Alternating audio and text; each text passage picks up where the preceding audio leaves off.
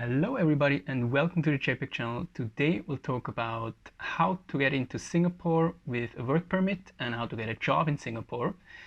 And we'll discuss about what are the options, because it's not very straightforward. You can't just fly into Singapore and think that you get a job immediately.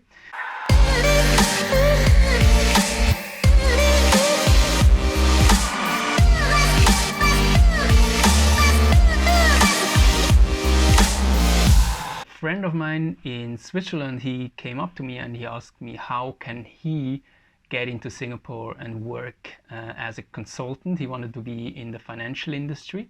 He now, in his example, is coming directly from a master degree, so directly from the university. So this doesn't make it much easier to get into Singapore, because what they want is having more experienced people. They want to have people who are on the job for a while and have specific key knowledge which is not available on the Singapore market. You have essentially three options to get into Singapore. Number one is you apply directly on jobs here in Singapore. LinkedIn is widely known. Jobs are online there. You can directly apply. You can also get in touch with headhunters. So there are a lot of headhunters around in Singapore, and they are very helpful as well, and they do try to get your CV into companies. It also means that companies need to show that beforehand they try to find resources on the Singapore market itself before they go out abroad and try to get people from other countries into Singapore.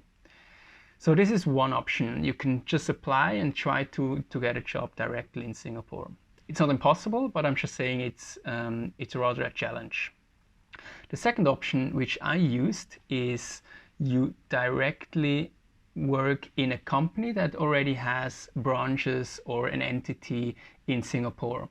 So what I've done is, at a very, very early stage, I would tell my company, the consulting company, that I'm highly interested to move to Asia at some point. So probably in 2-3 years, I'm very eager to move to our Singapore office. They agreed to that, and it eventually also happened.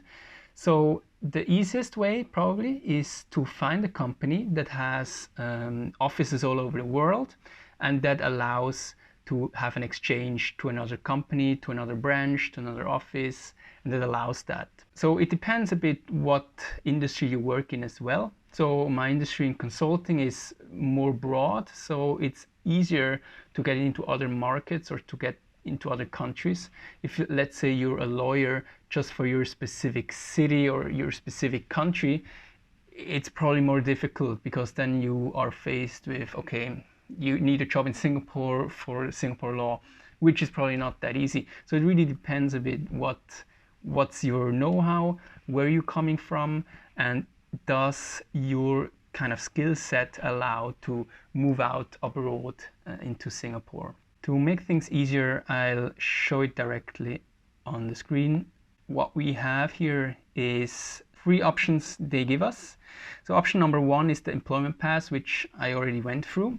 So you need a minimum salary of 3,600 Singapore dollars per month. The next one is the entry pass. So the entry pass is when you're having a startup or you're an investor, then you would apply for the entry pass. And the last one is the Personalised Employment Pass, also called PEP. And that's the one I'm currently on. So it's Personalised Employment Pass, so you don't have a company behind you with the company name on the card, so you sponsor kind of yourself. When we go into details, let's look at the employment pass first. For eligibility, you need a job offer. So that's why I'm saying you need to apply first, and they need to give you an offer. And once this offer is in and signed, the company then needs to apply for the visa. You need a minimum salary of 3,600, usually not a hurdle. And you need high qualifications. So usually they do look at university degrees, bachelor, master degrees, and they do check on what universities that you studied. They even now mention starting 1st of May 2020, so that's just last week, the hurdle or Minimum qualifying salary increased from 3,600 to 3,900. Now that's a small change.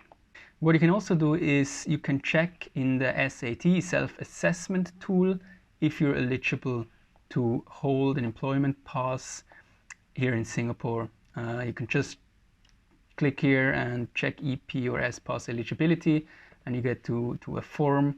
You fill everything out, and then you get an assessment based on the information you provide them, if you're eligible or not. Okay, that's the employment pass.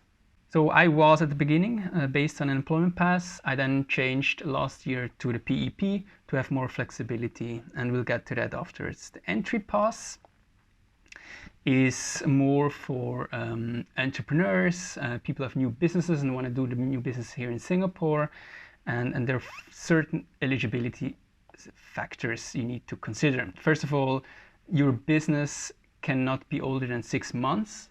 So certain businesses are excluded, and they exclude, for example, businesses like coffee shops, hawker centers, bars, nightclubs, karaoke lounges, massage parlors, acupuncture, traditional Chinese medicine, etc. So these are the ones that are excluded from being an entry pass holder. Next is the PEP, and as they state, it's a personalized employment pass for high earned employment holders. So what does that mean? When we check the eligibility, you need to have, if you come from abroad, let's say you apply now from the US or you apply from Europe in Singapore, you need a minimum salary of 18,000 Singapore dollars. So that's 12,741 US dollars per month. It's quite a high salary, I would say. So it's for people usually who are 6-7+ years in business and have a relatively good salary. If you are already in Singapore and you hold the employment pass with your company, so that's how I started with. I had the employment pass, EP, and then your monthly salary needs to be at least 12,000 Singapore dollars, 8,000, around 8,000, 8,500 US dollars per month. So that's the salary you need if you already are in Singapore and apply for the PEP. And that's quite it. I mean, there is a form to fill in. You need earn a fixed salary of at least 144,000 Singapore dollars in 1 year. And then, yeah, the benefits are you are relatively free. You are not bound to your company. You can apply outside in Singapore and look for new opportunities very easily.